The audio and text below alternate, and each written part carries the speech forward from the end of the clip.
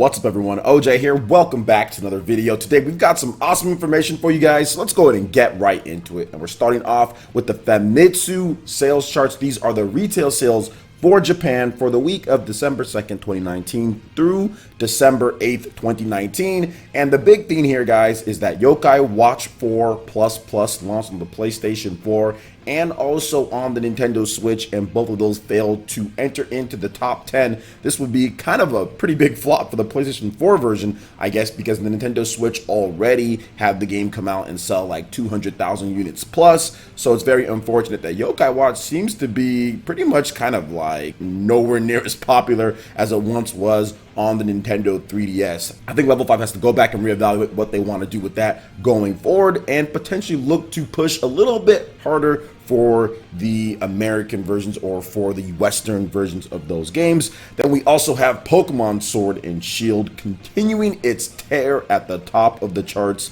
Another massive 201,838 units moved, and that's just physical, not including digital, guys.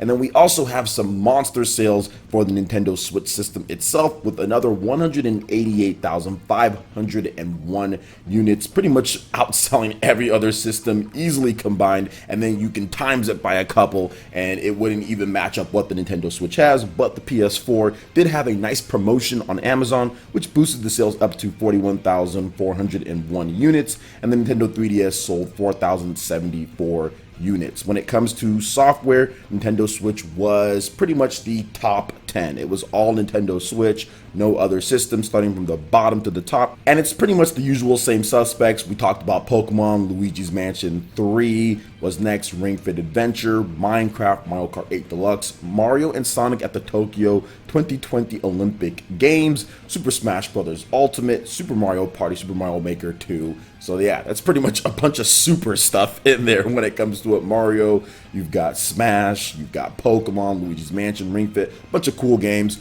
all the way in the top 10. We'll get the later numbers like 11 through 30 probably in the next day or so, so we'll have to look out for that. But overall, pretty good sales numbers for the Nintendo Switch here, and kind of just showing that, yeah, I think Japan's kind of moved on from the PlayStation 4 and Nintendo 3DS. Obviously, it's pretty much all Nintendo Switch because of the style of system that it is and because of the games that are coming out. But we'll see how the PS5 does next year.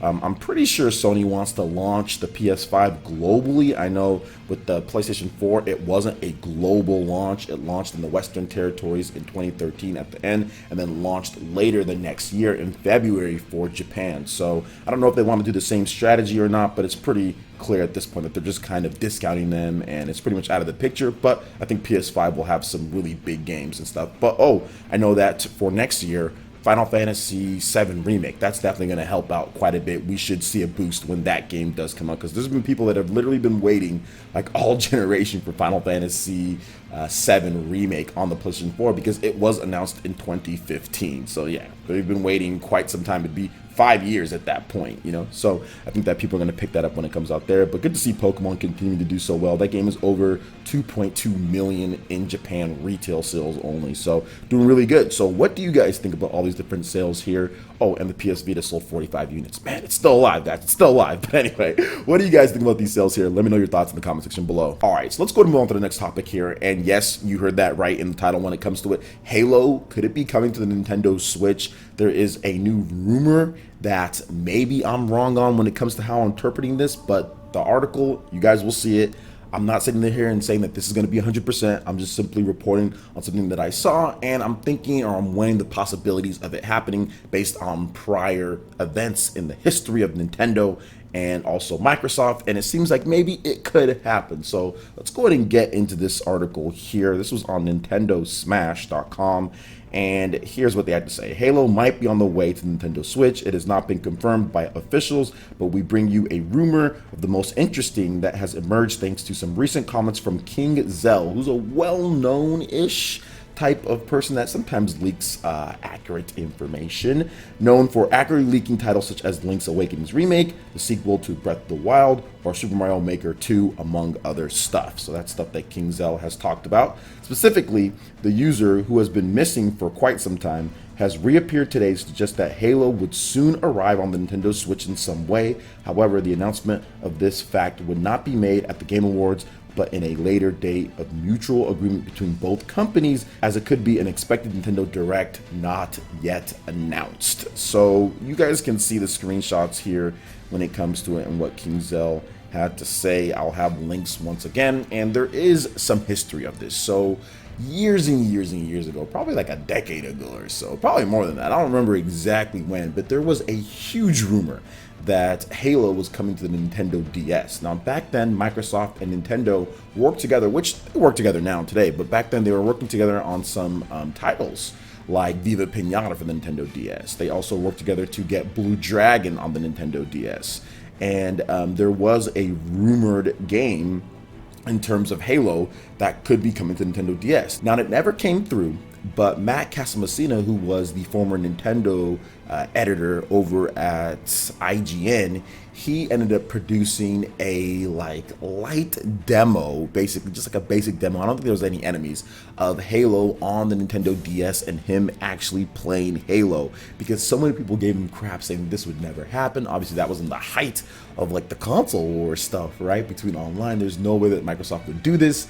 And yeah, there was Halo on the DS. And I think the logic behind that was that, well, the DS is a portable system. It's not directly competing with what Microsoft is doing on the 360 or on the original Xbox. So they can do this and they can enhance the value of their brand Halo. So get people who are on the DS maybe to buy an Xbox. And of course, if you're on the DS, having a cool shooter to play. So I think that maybe both parties were thinking, hey, this would be mutually beneficial, but the deal never got done. Now, could that happen on the Nintendo Switch? Absolutely. We've already seen stuff from Microsoft like Ori and the Blind Forest come over to the Nintendo Switch. We've also seen something like Cuphead, for example, come over to the Nintendo Switch, and which those aren't necessarily like 100% Microsoft owned and all that. It's not the same exact thing as like a Halo, for example, but at the same time, it still is like Microsoft exclusives that they had only on their system come over to Nintendo Switch. And of course, Minecraft, lots of support there. We've seen some Super Mario stuff in terms of Minecraft crossover to the Xbox.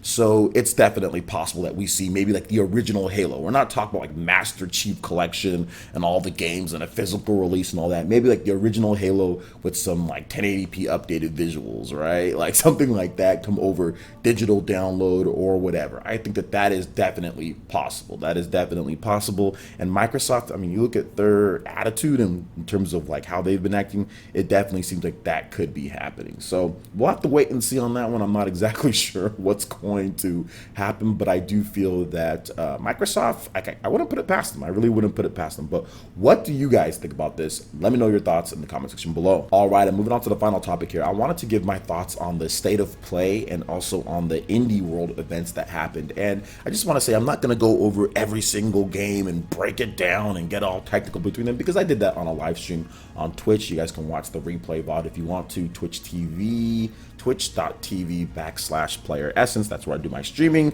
while I'm banned on YouTube till February. I think that both of them were cool events. The Indie World event had a number of games that I was interested in. The Oddworld, Stranger's Wrath, I think that game looks good. The Super Mash game, that actually looked pretty good as well. I like the sports story. I think that to me was the highlight of the whole show, was the sports story game. It's the Golf Story developers. They're making a new game, and man, they have went way beyond golf, I'll tell you that. I mean, there's like espionage and there's like tennis and there's like all sorts of weird mix-up of sports being put together. It seems like it's going to be a grand adventure, so I do like what they're doing there, and I think that was the highlight of that whole event. There was a bunch of other cool looking games too. I mean, I think that these indie games are getting more and more creative as we go along, and even having something like Dauntless, like Shadow Drop right there at the Direct, that was pretty cool, or at least they said a little bit later, but it's available now, and I've been playing it kind of like a light Monster Hunter, you know, something like that for Nintendo Switch fans. So not bad at all. I'm liking the game. I've been playing it a little bit, playing online and collecting some stuff, so overall it's pretty good. I thought it was a pretty good Indie World event. Probably give it like a 7 out of 10. I thought it was good. Solid games, not too long. The flow was nice, and there wasn't really a lot of beating around the bush when it comes down to the Indie World event. So shout out to all the developers. I know they're happy to get their game spotlighted in a big way. Now moving on to the State of Play event. I thought the State of Play, from what I saw, it seemed solid, it seemed okay, but you can see that the structure is pretty much dead on like Nintendo Direct at this point. And I think that once PlayStation 5 comes out, that's when it's really going to get good and interesting, because you're going to have like the first ever footage God of War, the first ever footage Horizon Zero Dawn 2, first ever The Last of Us Part 3, whatever the case is, right? They're going to be making sure that they bring their big guns to that. So I think that they're just setting it up now at this point, but then once the PS5 comes out, it's going to be like all systems go on that one. Right now it's a little bit like lacking, just because right, they're at the end of the generation. There's obviously not a lot left for the PlayStation 4, but I do think that